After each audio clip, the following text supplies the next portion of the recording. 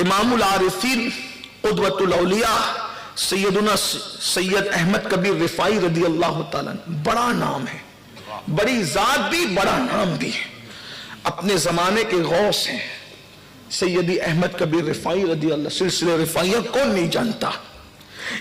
بارگاہ رسالت میں مقبولیت کا عالم یہ ہے کہ حضور علیہ السلام کی چوکھٹ پہ جا کے کہتے ہیں حضور میں آپ کو سلام کرتا، السلام علیکہ یا جدی، حضور آپ پر سلام ہو، میرے داد نانا آپ پر سلام ہو، تو قبر انور سے جواب بھی آتا ہے۔ تو عرض کرتے ہیں یا رسول اللہ میں تو جواب ہی بھی سننے نہیں آیا تھا، میں تو مسافے کی نیت لے کر کے آیا تھا۔ تو قبر انور سے ہاتھ باہر آتا ہے اور مسافے کا شرف نصیب ہوتا ہے۔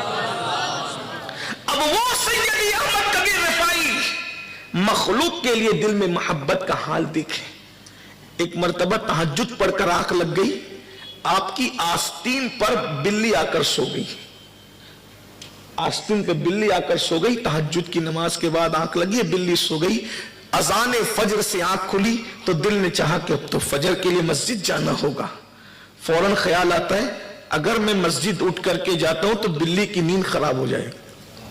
آپ مجھے بتائیں کسی مذہب میں، کسی مسلک میں یہ فکر بتائیے کہ بلی کی نیند کا بھی کوئی خیال کرتا ہے؟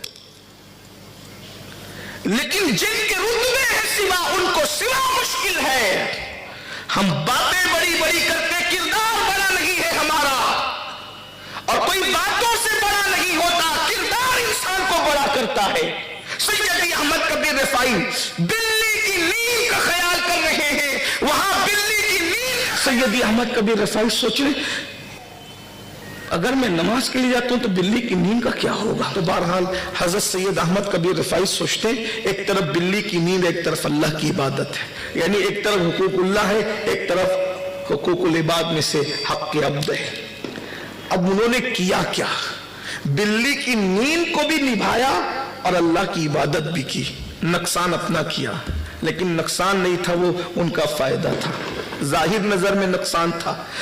خادم کو اشارہ کرتے ہیں، بغیر آواز کے خادم آیا تو کہتے ہیں وہ کینچی لے کر آیا، آپ نے اپنی آستین کو دھیرے سے کاٹ دیا، بلی اس پر سوتی رہی، اور آپ کٹی ہوئی آستین کے بعد نماز کے لیے گئے، نماز پڑھ کے واپس آئے، بلی جا چکی تھی، وہ کٹی ہوئی آستین پھر منگایا، اس کو سی لیا۔ کسی خادم نے کہا حضرت اتنے خوبصورت جبے میں عیب پیدا ہو گیا۔ حضرت احمد کبیر رفاعی کہتے بیٹا جبے کے عیب سے کوئی فرق نہیں پڑتا، اگر نیند خراب کرتا تو ایمان میں عیب پیدا ہو جاتا، اور اگر عبادت نہ کرتا تو ایمان میں عیب پیدا ہو جاتا۔